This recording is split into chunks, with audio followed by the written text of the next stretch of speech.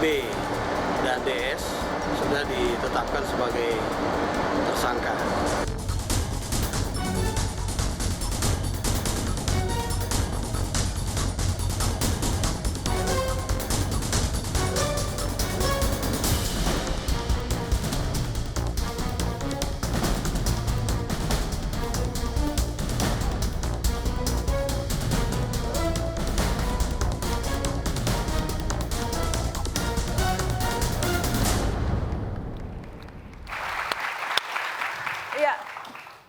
Di tahun politik ada beragam kampanye hitam yang dikemas dalam berbagai wujud dan diedarkan jelang pemilu. Salah satu yang menggemparkan publik pada Pilpres 2014 silam adalah tabloid Obor Rakyat yang kabarnya akan kembali terbit jelang Pilpres 2019 ini.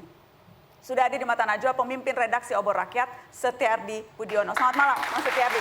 Malam. Terima kasih sudah hadir di Mata Najwa. Jadi kapan persisnya Anda keluar penjara? Saya alhamdulillah keluar dari pesantren Cipinang itu 3 Januari lalu. 3 Januari, baru Dan sekali ya? Sekarang sudah menyandang gelar LC, lulusan Cipinang. Lulusan Cipinang. Anda Mardani aja. lulusan Cipinang, Anda dipenjara karena terbukti melakukan perbuatan menista dengan tulisan. Saat ini status Anda cuti bersyarat ya? Cuti bersyarat. Cuti bersyarat sampai nanti betul-betul bebas murni bulan Mei. Mei, insya Allah. Vonis Anda 1 tahun. Iya. Oke, status Anda cuti bersyarat. Saya mau tanya status Obor Rakyat seperti apa? Jadi gini, sebelum menjawab pertanyaan itu saya ingin bicara tentang Obor Rakyat secara umum sedikit.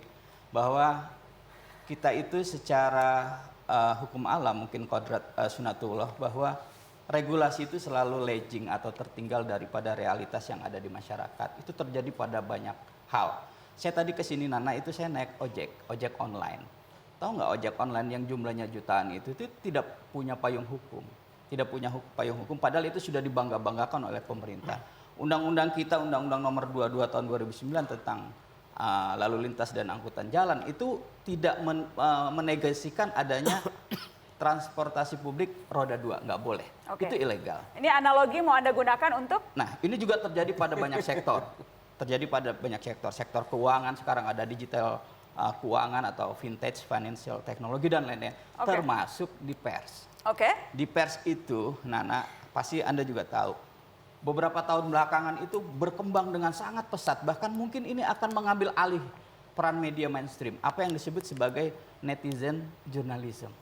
Ini yang memang by regulation, itu memang belum diwadahi. Oke. Jadi percayalah bahwa ini tidak bisa dilawan. Jadi perubahan itu tidak bisa dilawan dan selalu begitu bahwa regulasi kita Bang itu Setiardi, pertanyaan saya sederhana. Status tabloid Obor Rakyat sekarang seperti apa?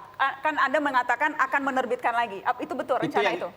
Akan ke sana. Jadi gini, by regulasi memang banyak yang bilang ini tidak sesuai dengan, tidak comply dengan Undang-Undang Pers Nomor 40 Tahun 99. Oke lah, karena dulu ya 2014 tidak berbadan hukum, belum beralamat yang lengkap dan lain-lain. Saya sebetulnya ketika itu sedang mencoba mengakomodasi apa yang sedang terjadi begitu masif di masyarakat tentang apa yang disebut sebagai netizen. Karena Anda bikin Dewan Pers, saya ingatkan juga isi Obor Rakyat hanya didasarkan pada asumsi dan opini semata.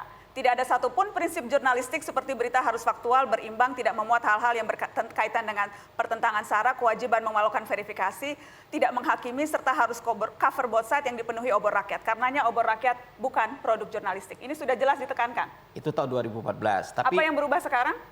Saya ingin menjawab itu dulu. Itu tadi 2014 itu Obor Rakyat memang satu eksperimen jurnalistik.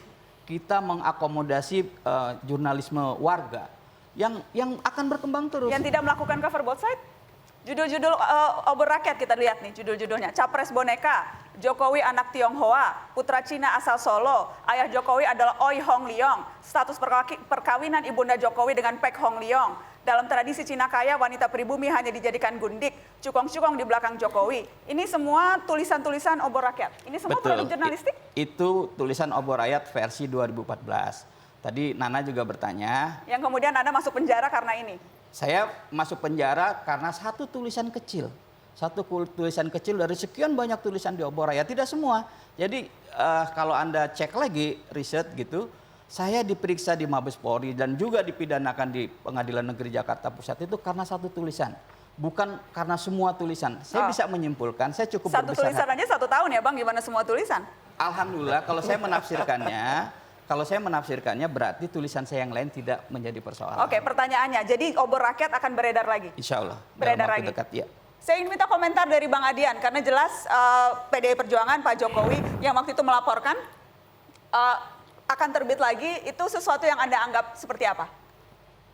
Kita tidak menganggap apa-apa karena bukan apa-apa. Tidak penting? Apa? Tidak penting obor rakyat? Nggak penting. Mau gini loh, saya sangat percaya bahwa rakyat kita memiliki nalar yang cukup untuk mampu membedakan mana yang benar dan mana yang tidak benar. Orang bisa katakan 1000 kebohongan diucapkan akan menjadi kebenaran. Mungkin ya, tapi saya percaya bahwa benteng rakyat kita, nalarnya itu menjadi bentengnya. Itulah yang membuat Jokowi terpilih 2014. Dan nalar yang sama juga akan membuat dia terpilih 2019.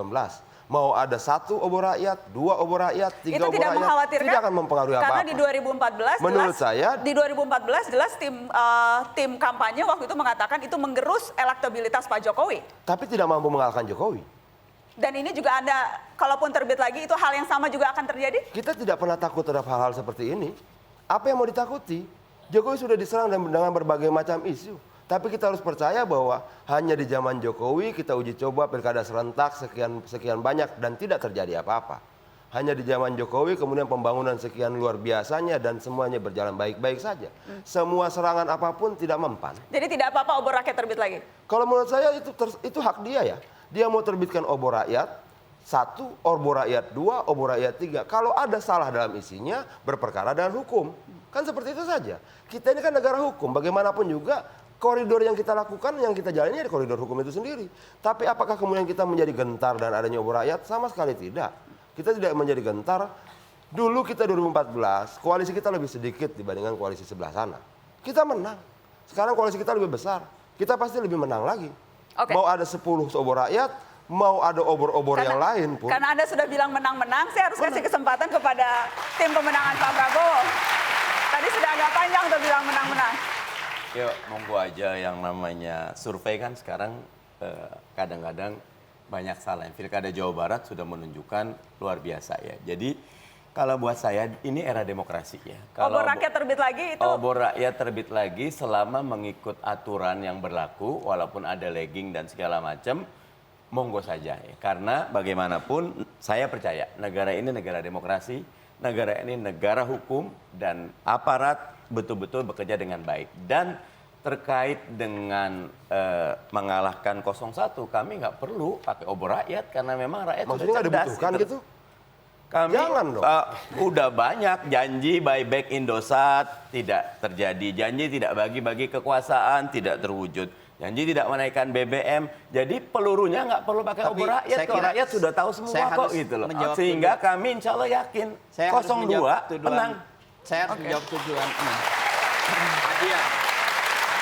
Tadi Adian mengatakan bahwa berarti Pak Prabowo tidak membutuhkan lagi. Gini loh, saya ini oleh orang-orang Jokowi disuruh Prabowo Oleh orang untuk Prabowo, menyerang. dituduh Jokowi. Karena diasumsikan tulisannya menyudutkan Pak Jokowi. Oleh orang Prabowo saya dibilang saya ini disuruh Jokowi supaya Jokowi memainkan konsep playing victim. Enggak ada. Saya bukan orang Jokowi dan juga bukan orang Prabowo. Saya wartawan. Saya wartawan menerbitkan satu produk pers. Bukan produk pers. Anda mengatakan Dewan Pers mengatakan itu bukan produk pers. Saya tidak menganggap tidak mengacu pada keputusan Nggak, Dewan Pers.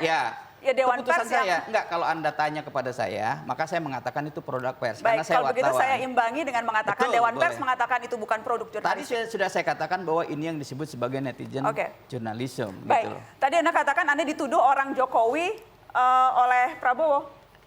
Kan saya dituduh, katakanlah tadi Adian secara implisit mengatakan berarti saya tidak dibutuhkan lagi oleh Prabowo. Seolah-olah bahwa saya ini adalah bagian dari kubu Prabowo, sama sekali enggak. Oke, karena ada pernyataan Lanyala misalnya. Ada juga pernyataan dari Roma Hurmuzi. Kita akan dengarkan apa kata mereka soal obor rakyat setelah pariwara, tetap di Mata Najwa.